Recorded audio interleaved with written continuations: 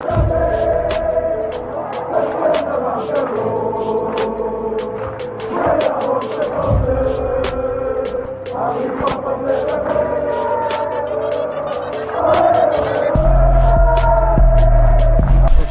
out to Kopish. Shout out to Kopish, guys. All the good work the up. Two legends, Emil Heskey, Howard Gill. Can't get much better than that guy. Yeah. You know what to do now. Like, comment, subscribe. I'm with legends, guys. Kopish. Yes, lovely people. I hope you're well and welcome back to a first live match preview in what feels like forever. The World Cup is over.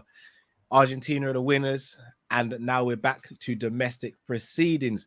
And games don't get much bigger than this. Even though it's the Carabao Cup, you know both these managers really want to get a win over each other. It's Pep versus Klopp. It's Man City versus Liverpool. So you know we had to go and recruit the main man himself. Big Steve, welcome back to Kop-Ish, bro. How you doing? No, I'm good, man. Good. Thanks for having me on. Just glad domestic football's back now. Well, you know what? Let's start on that. Were you missing it? Yeah, I was, mate. It's like I'm home and away every week, so it's a big part of my week. I'm talking about the game. I'm looking forward to the next game. Christmas period's usually fast, furious. Boxing Day, you know, I love all that. So this year was a bit strange, but we did get a football fix. We got probably one of the best, if not the best, World Cup we've seen. Qatar really put on a show. Messi, the story for Messi ended beautifully. We've seen some great, stories, Morocco, things like that, Saudi Arabia getting a win and things like that. So it's been good. And it's been good for football, but I'm an old dinosaur, me now, you know what I mean? I like me domestic games, you know what I mean? I can't be sat at home watching these games too far away. But I just got to say as well, the World Cup in Qatar, the arrests, no trouble, no mither. There's something to be said for having alcohol further away from the stadium than what we do over here, because I tell you what, it was a festival of football, and people coming back telling me, look, Steve, you can have a beer at night, you can chill out in the hotel, you can have a drink, just not near the stadium. And I tell you what, it made a massive difference, man. Facts. Yeah. Absolute 100%. facts. People aren't ready for that conversation, Steve, but it's facts. The proof's in the pudding. Drift. I mean, Steve's probably missed domestic football because Man City are having a really good start to the season. For us as Liverpool fans, it was kind of a welcome break. How are you feeling now that it's round the corner? What, less than 48? Well, just over 48 hours before we go to battle with our main nemesis. I'm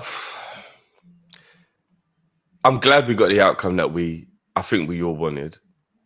And no shade on France. I think if France had won the World Cup, it would have kind of made it not as good of a World Cup. For me personally, like back-to-back, they've won it again. Like, Kylian's going to feel like this is easy. Like, this is just some simple thing. You just go World Cup and you just win it. And then Messi doesn't get to ride off into the sunset, which I think we all wanted, apart from the Ronaldo fanboys. They're the only people who didn't want it, and everybody else wanted Messi to win. It was a really enjoyable World Cup. I wouldn't go as far as to say it was the best World Cup. I think that might be a little bit of recency bias. But then again, I could be being biased. I know which one you're going to say. 2002 when R9 won it, yeah? Do you know what? I was a proper whippersnapper, but I actually think 94 USA was the best World Cup I've ever seen. I was obviously I was really young. It could just be that's the effect that it had. I'm going older again. I think Italian 90 was the best, but there you go. See, you know what I mean? That's before me as well. So I think it's recency bias. You know what I mean? Don't get me wrong. 2002 was sensational. I think that was a better World Cup than this World Cup as well. But again, if people think this is a good World Cup, I've got no. It was the best final. I've never seen a final be that good before. Yeah, it was definitely the best final. So yeah, man, I really enjoyed it, bro, to be honest. Although I didn't watch as many games as I thought I would, whether it be from work commitments or whatever. Usually, I actually watch every single game. This is the first World Cup where there's been loads of games I skipped or I didn't get to watch, and I just had to watch highlights afterwards. So I wasn't as involved in this World Cup. No, sorry, tell a lie. The Korea Japan World Cup, I didn't watch every game because that was mad. It was like 1 in the morning, 5 in the morning. Do you remember the games are crazy? I don't think it was that early. I remember it being, maybe it might have been. Yeah, it was Again, because I remember 3 I hours. had to be up for college and stuff or school Oh, the okay. next day. I was at and it was school on like, time. yeah, it so was yeah. crazy. Yeah, it was. Steve, let me come back to you. Second in the league at the moment. Yeah. Champions League, you coasted through your group pretty much. Just knocked Chelsea out of the Carabao Cup. Got them now in the FA Cup. Out of 10, how would you describe your start to the season? Probably 7.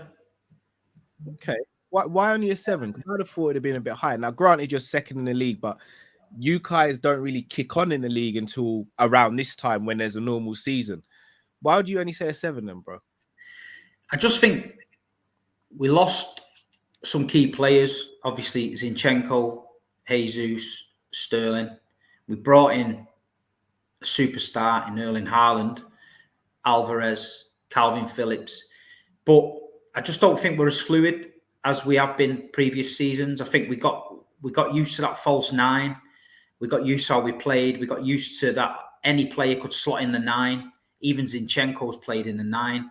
So we were just a machine that just needed tweaking every now and then. This season's been different. Obviously, Haaland's hit the ground running. We're finding ourselves in positions now where we're looking up and we've actually got someone to aim for. Some of the players early doors struggled with it. Mahrez, for one, kept cutting back inside. Haaland's waiting for that first ball across the box. He's making his run. Mahrez is coming across inside. Foden early doors, we've seen times where Foden could have come in squared. It didn't do it.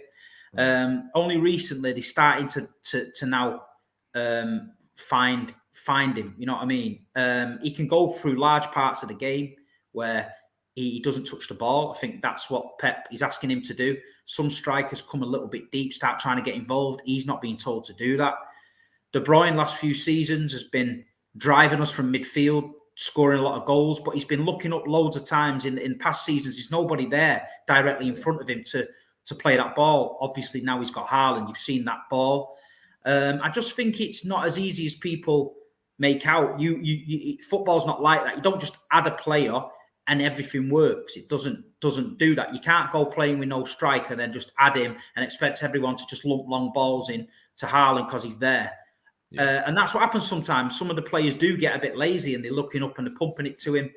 It's not how we play. But I just think, don't forget, we left to go on the World Cup on a defeat. We got beat off Brentford comfortably. They deserved it.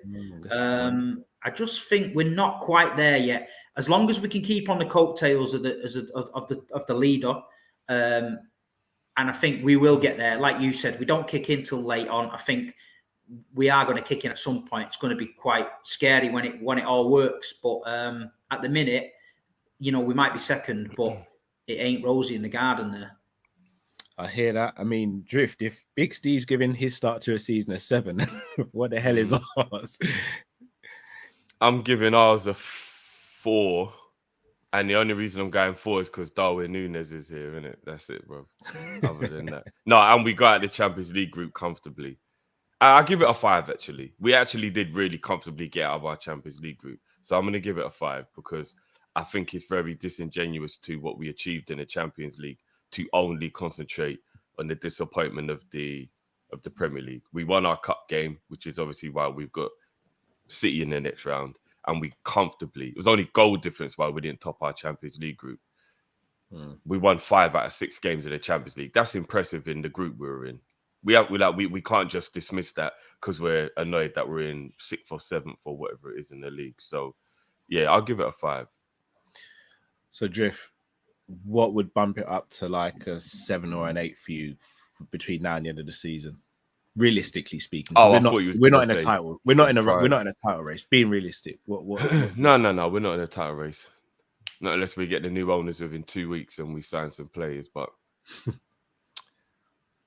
I would probably, to bump it up, would probably be we buy players in January, 1 or 2. We need a wide player now with the Diaz news. We need a midfielder because we've always needed a midfielder. And then if we can just put a run together that we're capable of, because here's the thing, other than City, who were obviously City, no one else in the league will be able to handle the pressure if we just start winning regularly. And I think that's the reason why even Arsenal at the moment might be not struggling that much with any pressure, and they're being able to play free, because City are the only team chasing them. They know they're supposed to be behind City anyway, so probably not feeling the pressure of City. If Man United were putting 3, 4, 5 games in a row together, if Tottenham were putting 4, 5, 6 games in a row together, if we were, they might feel a bit of pressure and it might start to affect their performances. They're watching us lose on a Saturday and they're playing on a Sunday. They're watching Man U draw on a Saturday and they're playing on a Sunday. They're just free to go and do what they want. There's no pressure on Arsenal when all the other teams keep on, losing around them. So if we start going on a little bit of a run, I think all the other teams, especially Arsenal, might start to feel it a bit. So we can just put like a 7-8 game run together like we're capable of. Get that momentum. Couple people draw 1 or 2 games here, lose a 1 or 2. We're still gaining, constantly catching them up. I think that would boost us up to like a 7 or an 8 by the end, because then we should hopefully do what we did in 20, where we were terrible, but we managed to reclaim top 4, then even eventually finish 3rd. So hopefully we could do something similar to that. Fair dues. Steve, 2 things Drifty said there. Yeah. The first thing I want to speak about is the ownership situation. Now, Liverpool have been linked with new owners. We've only pretty much spoken to Liverpool fans since that news is broken. From your standpoint, though, as a City fan, what do you take from that potential news, and do you think it can help Liverpool reach that next level potentially? I think you've got to be careful what you wish for, because not every new owner comes in and is just paid for gold and everything works 100%. This is why, people need to look at Man City and the way they've done it, and the way Sheikh Mansour Khaldoon put the football structure in place, the way the academy's working, the facilities, the infrastructure, everything they're building, because they're doing it the right way. There's not a lot of them people out there. A club like Liverpool, some of the owners you've had in the past, you've proved that.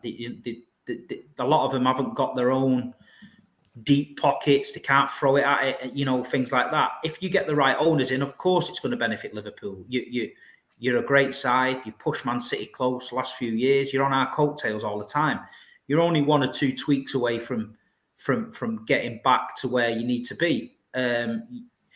For me, the thing with City, they seem to identify targets 2 or 3 years in advance.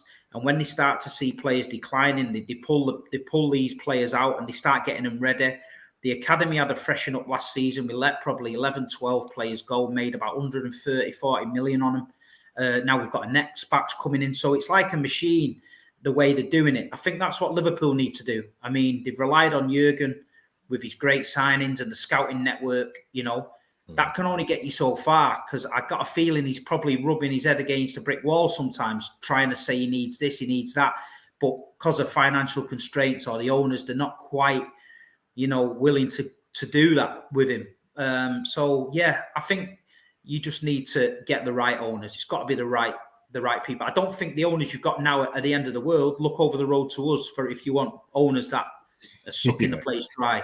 So, the Liverpool fans everyone wants that constant investment and that transfer window and blowing teams out the water and all that. They want that. I get that. But it don't always work like that. So for me, it can only be a good thing. I hate these owners that come in clubs and suck them dry at these fake sheikhs, and they come in and they saddle club with debt and they drain the life out of communities around it and the fans. And you see not just the football club, the community suffer. Yeah. And that's what I don't like. I mean, me and Grizz had a big row on the Big Six. When Chelsea were forced to sell, and he said, "I hope Chelsea go, to the wall." And I was like, "Well, I don't, because there's genuine Chelsea supporters out there that love the club and the community, and it doesn't have to go that way." So I hope they get a good owners. I hope, I hate Man United, and I'm bantering them, but what they're doing to their support and what they're doing on the red side of Manchester is disgusting. That club, when I was growing up, was like it's the epitome. Yeah. It was like a fortress, right? I always looked up at it in disbelief and thought, that is what football monsters look like, and we'll never get to that level. Never. And we're eclipsing them on and off the pitch now. Training facilities, everything. It's a shit show. And at the end of the day, I'm a City fan and I hate Man United, but a lot of my good pals are Reds, and it's taking the souls of the supporters, man. The real hardcore Man United supporters, it's tough for them to take. Yeah, I hear that. I hear that. Cal, remember when I said to you I wouldn't actually ever want any of those teams to get relegated, and you were like, "No, man, you're being stupid." And I said, Yeah. "Now you take those teams out of the league, and what's the point?" As much as I hate them, Steve's right. If Man United weren't in the league anymore, I don't want them to win it, but if they weren't in it, it would be crap. Like it just would be, man. You got I to have don't these know. teams in the league, man. All right, but think of how much we could, like, any conversation they bring to us in terms of banter. All we have to respond is, "What league are you in?" And it's done. Conversation. Do you know how nice that would feel? For banter purposes, it would That'd be be beautiful. sensational. But I don't think, like, say Arsenal and Man United both got relegated in like a 2-year music period. to my ears, bro. To banter the fans would be unbelievable. But from a football point of view, there's no more Arsenal Man United games on the calendar. Like, it would just be shit. No, Me there would personally, be, anyway. but it'd be in the lower division, Drift. This is what you. Well, like a Carabao Cup. It'd be beautiful, bro. Yeah, I wouldn't enjoy that personally. I wouldn't. I just prefer watching them in the same league but doing crap. That's better for me anyway. Do you know what I mean? Steve, I'm gonna come back to you. Bit of a random question here, but if there was one player at City that surprised you this season, for good or for bad, who is it and why?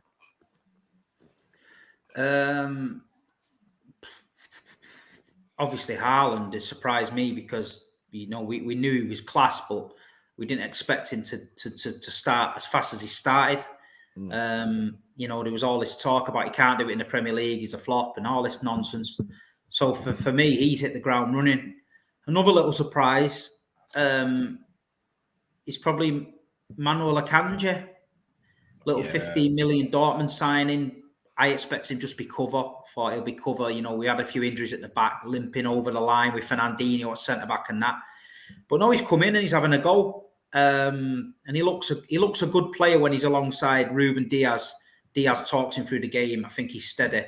You put him next to Laporte, and Laporte just ignores him, and it's like kamikaze football. So Kanji just like does what he's doing.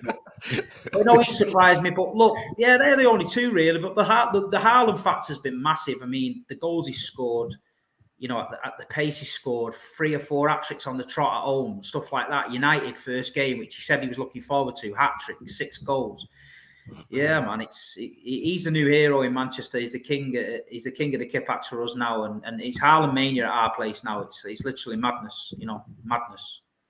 Steve, just quickly, do you believe that you guys might have? Because I know you said earlier on it's not easy to adapt, or it's not as easy as people think it is. But from an inside point of view, who actually sees it more than we do, do you think that you've tried to become so let's get Haaland the ball? It might have actually hurt you more than it's helped.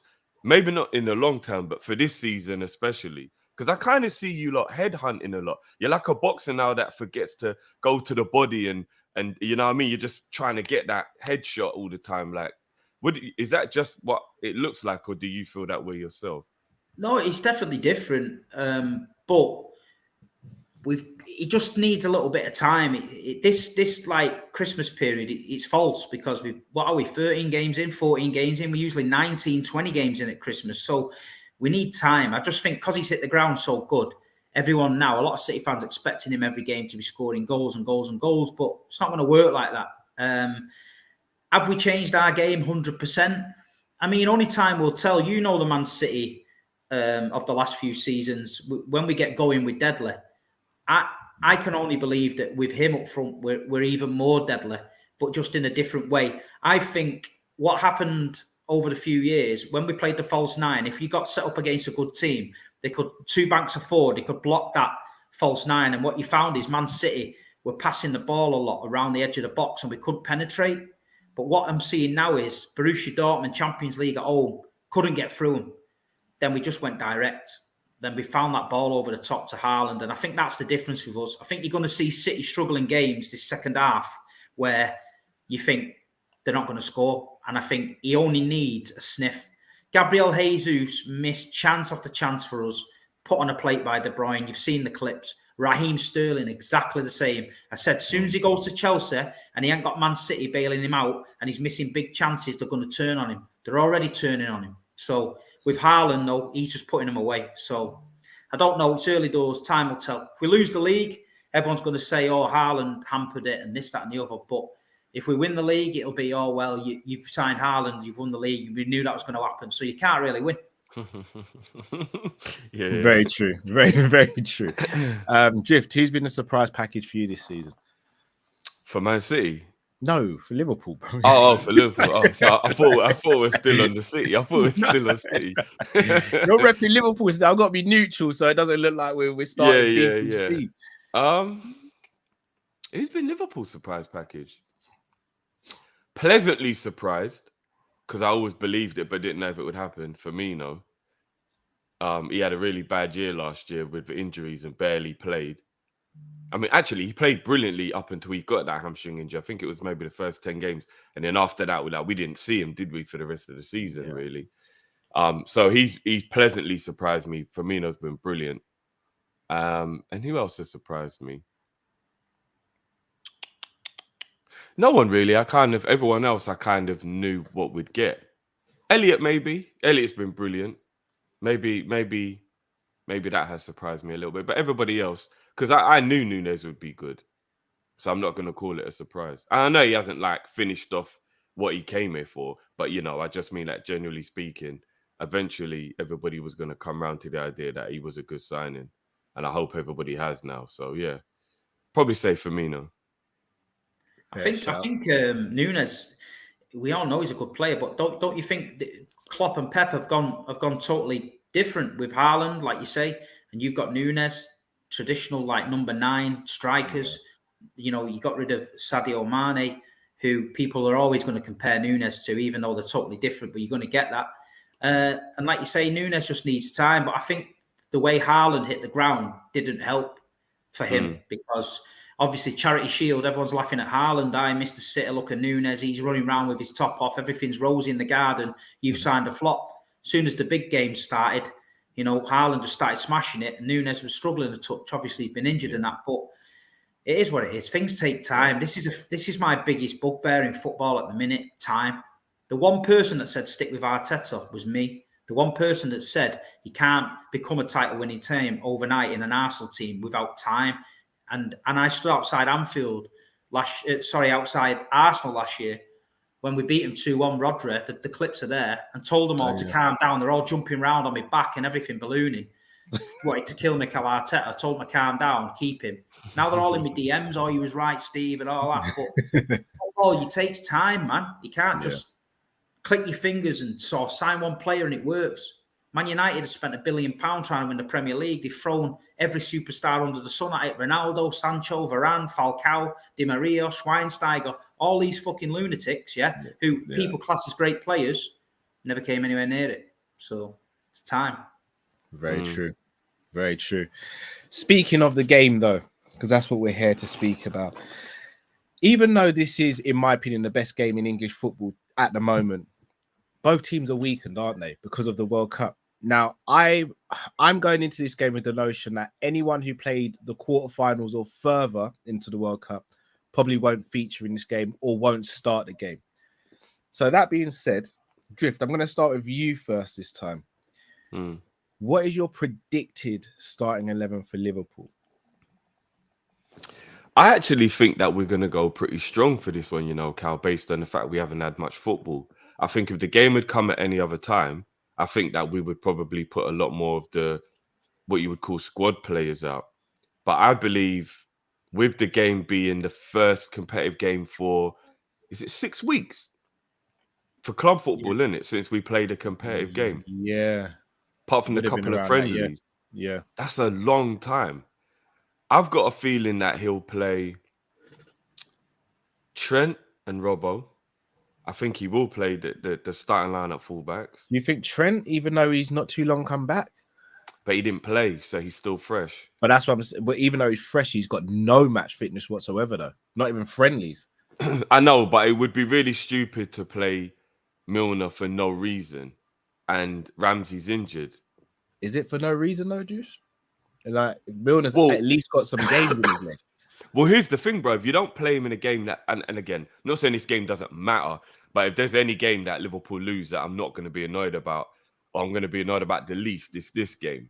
So wouldn't it be better to get the game time into his legs now rather than the Premier League when it matters and we've got to start picking up the points? Do you know what I mean? Yeah. So I would suggest, treat this game a little bit like a pre-season game, except you have to be competitive. So I'd go. I think he would do that, and I would as well. I think Virgil should be okay because they went out in the quarterfinals. So I think Virgil should be okay. I don't know think if we're I going was. to see anyone from the quarterfinals drift and You beyond. don't think no? I doubt it.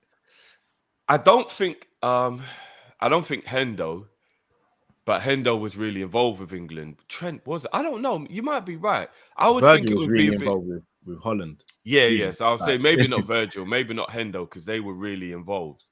But Trent, I think it'll be stupid not to. He needs to get back up to speed, in my opinion. I think Trent needs to play. We won't. Ibu obviously won't. He went all the way to the final. Yeah. Matip and Gomez will be the two centre backs. It will be Kelleher in goal. Thiago will play midfield.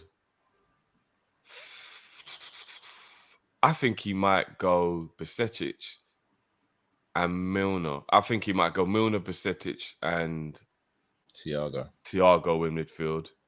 Okay. Possibly Elliot, but no, probably those three. And then I think he'll start Salah. I think he'll play Nunes. Nunes on the left, Bobby up front. Fair play. Steve, yourself, you had a lot of players go to the World Cup. A lot of them Yeah, go but quite far into it. I think it's a fucking myth, me, because I've seen training pictures today, and Rodri's training, Laporte's training, Nathan Ake's back in training. Okay. They're all training. So I think both teams are going to be strong, I think. I think they need to hit the ground running. This is a perfect game, like you say, to get people back. If you've been to the World Cup and not played any games, then you need to play a game, innit? You need to be playing. So you don't need a week's holiday. I know Pep and Klopp have given him a week's holiday. You don't need one, do you? You've been in Qatar, you've not played. You know what I mean? You're chilling, you're training every day, but you're not playing. I think it'll be Ortega in net. It'll be Ortega for us in net.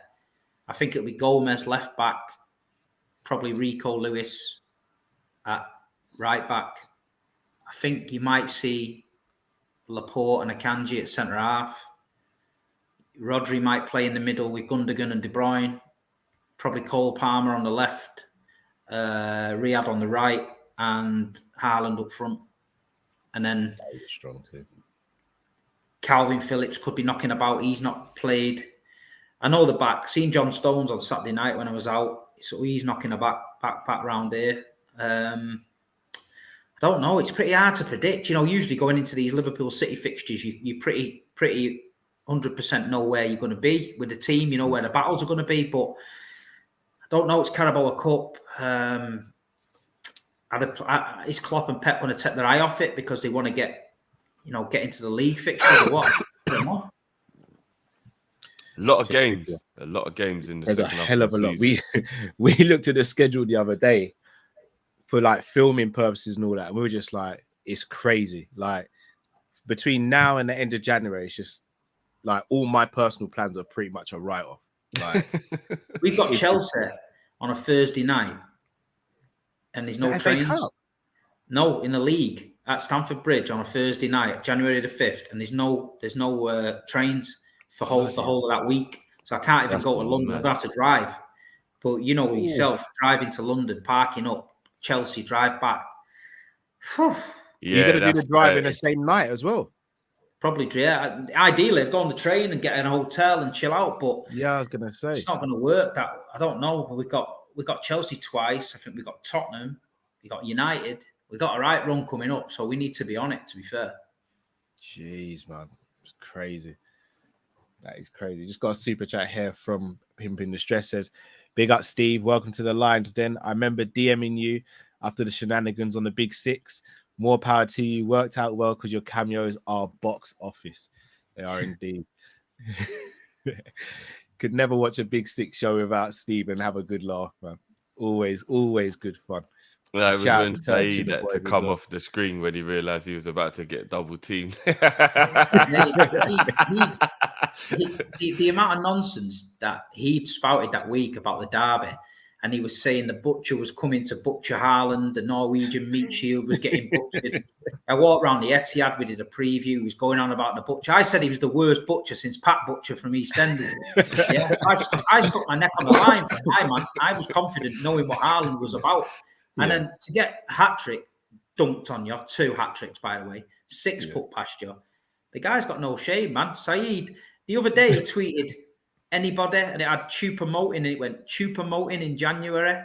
So this is bearing in mind what he's thinking. United are going to sign Choupo-Moting in January. And then the other night, he's saying they're in for Enzo Fernandez and all that. So he's playing Championship Manager in his fucking brain. No one with half a brain is going to Man United after the legend, Ronaldo, said that he's seen Roy Keane's toenails still floating about in the pub. Apparently, he found Eric Jemba's underpants in his locker from fucking 1995, so he's fuming, man. You can't even get toast over there, man. You know them toast machines you get on holiday in Benidorm where you put your toast on the top? You go, that's what they're chilling, that's how they're chilling over there. Ronaldo's waiting 35 minutes for a piece of toast, man. Fucking 1982. Bullseye toaster, that Fergie one on Bullseye. Oh man. Oh boy. Before we do score predictions, Liverpool and Man City haven't played each other loads in cup competitions. Over the last few years, that's ramped up because both teams have been so competitive with one another. Steve, if there was one cup win, whether it be Carabao, FA Cup, Champions League win over the last few years, or over any time or period, what's been your favourite cup win over Liverpool and why? I can't even think. We beat you in the final when Fernandinho Caballero got the was out. Well, everyone was slagging Caballero before the game that we didn't want him in net. He turned out to be the hero. Yeah. So that was a good one for me. You know what I mean? That was one where I didn't expect it. I'm never confident against Liverpool. I say it on all the channels. We go to Anfield. I hate the place, not because it's a bad place, just because we never get it right there for me. When the fans wasn't there, we're turning up there and smashing goals left, right, and centre. When the fans are there, it's a different kettle of fish, as we know. So at the Etihad, our run's been okay. You know what I mean? We've got some results when we needed to, but for me, probably just that Carabao Cup final. Obviously, to beat him in the final. Unexpectedly, I'll take that. That was Pep's first trophy, weren't it, Steve? No, that was Pellegrini. If I'm Pellegrini, it was. Yeah. Was it still Pellegrini in that game? Yeah. Oh yes, it was. That was the last trophy you won. Yeah, because that was Klopp's first half season, and Pep came to some. Oh yeah. It was still Pellegrini. Yeah. What about yourself, Drift? From a Liverpool standpoint, what's been your favourite cup win over City and why? Thankfully, we have a quite a good record against City in cup games. Touching wood, hope that continues on Thursday. Yeah, 100%. That's what I say. I don't want to jinx it or anything. I don't want to say the FA Cup game to be cliche, but maybe I'm thinking it because it's the one most. Can Champions League count as cup because it is a cup? Yeah, Champions League. Okay, yeah, it's definitely the 3-0 Anfield. In the year we got to the final, but we lost to Real Madrid. Was it 17, innit? 17-18. Yeah. I think the 3-0 win against Man City, 17-18 at Anfield. I didn't expect it. It wasn't supposed to happen. City were a better team than us.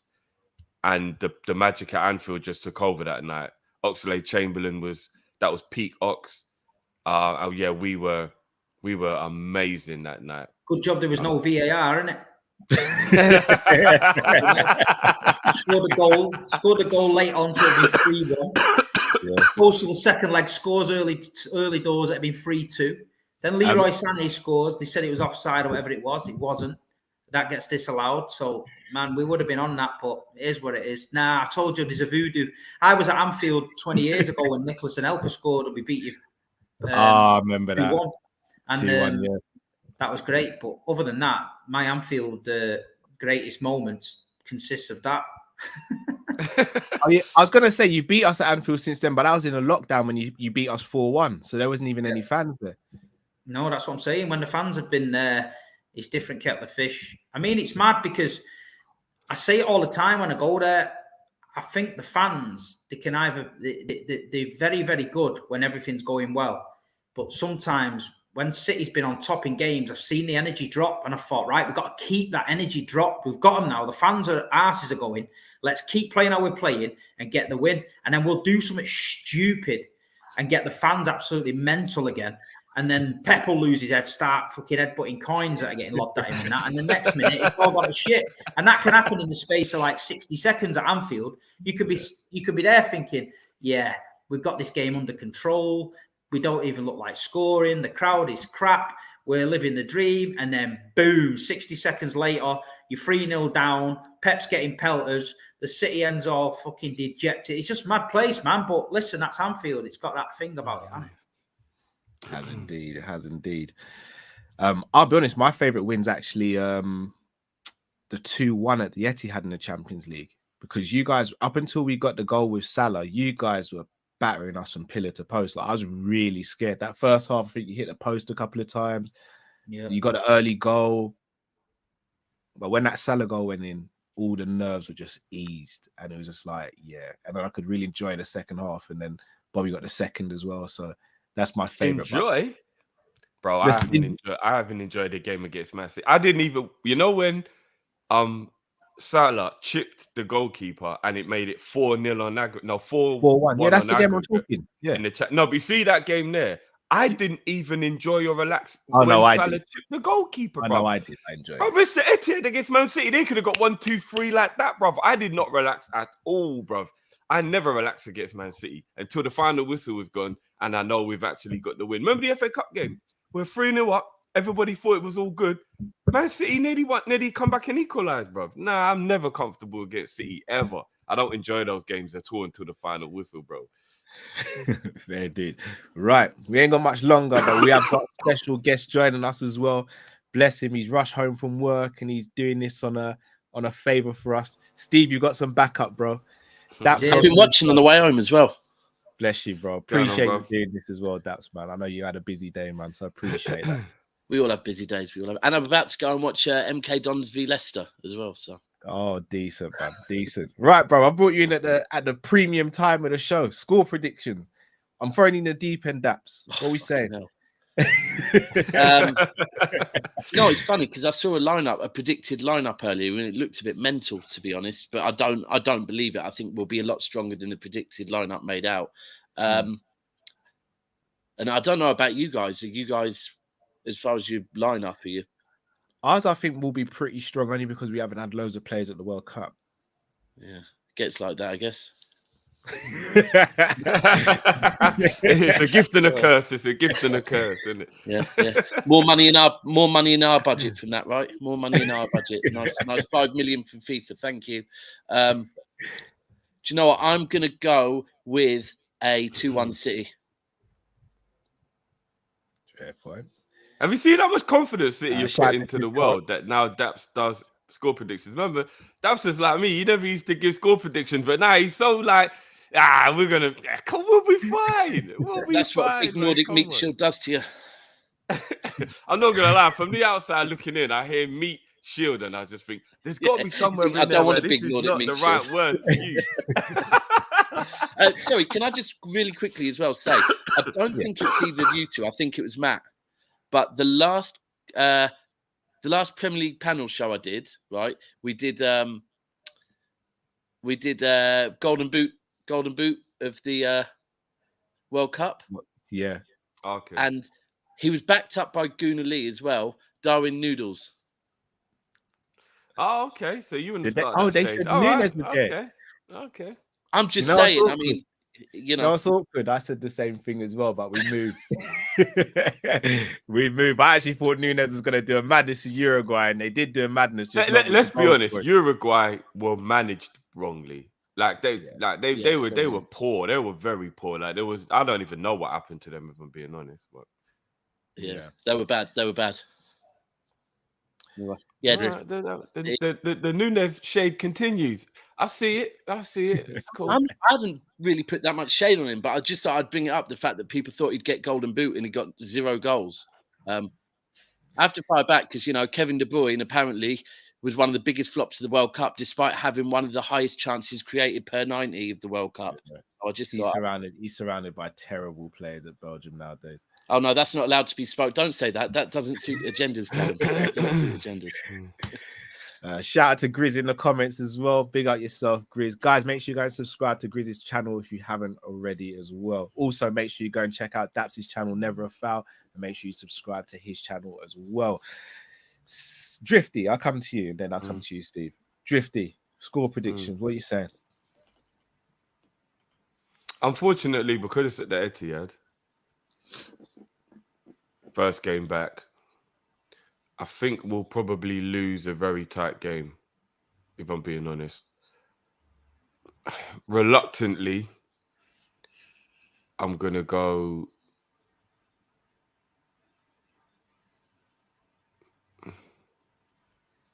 2-1 City after extra time. There's no extra time. It's straight to pens. Oh, is it straight to penalties? Yeah, Carabao straight to pens. Ooh.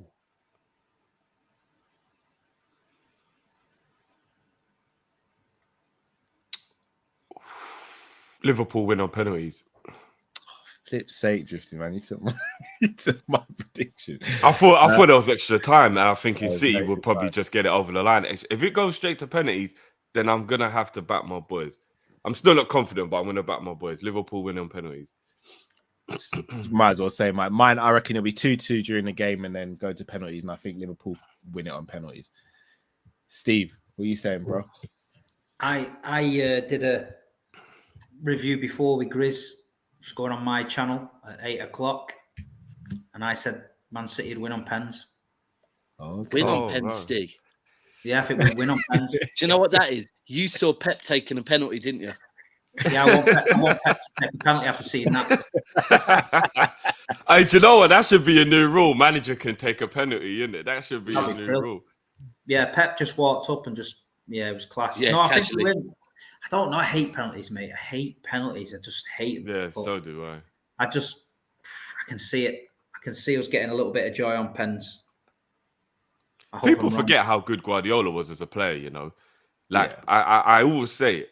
Guardiola was world class. He was a top level player. I don't think people, I don't know. It's weird that people forget how good of a player he was, but yeah. No, he was. He was a great player. And a fantastic manager as well.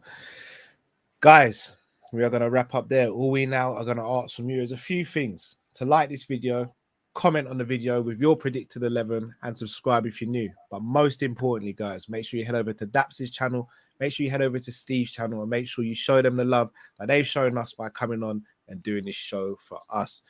Boys, always a pleasure having you guys on. No problem. Thanks for having us. Appreciate it. And also, thank you to both of you for, I know, Steve, you moved your schedule around to accommodate us, and Daps, you rushed home from work as well. So that doesn't go unnoticed, and we really appreciate that, boys. So thank you very, very much. Cheers, Daps, what did you say the score will be, Daps? 2-1. 2-1. 2-1, and Steve's going with the penalties. Okay, so we've got 2-2.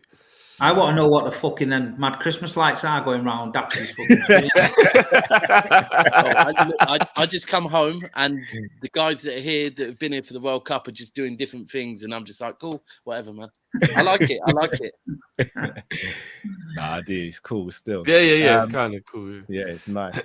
Well, people, what are we today? Tuesday, Wednesday, we're off. Thursday, we're back for the game. So make sure you check us out. We'll be doing a watch along. It's either going to be pain or pleasure. I'm hoping it's pleasure. Pause. So make sure you join us. What time's the game? 8 o'clock, isn't it? So 8 o'clock. We'll be live from around 7:45. So make sure you join us for that. And hopefully we'll be celebrating a Liverpool win after that. Friday, we've got the call-in show. And then after that, it is Christmas Eve and Christmas. So you'll see us on the Monday after. Daps, Steve, thank you so much for joining us. Really appreciate it. Drift, always a legend. And people in the comments, thanks so much for your contributions. Until we see you next time, stay safe, stay blessed. We are Kopish and out, people. Take care. Peace.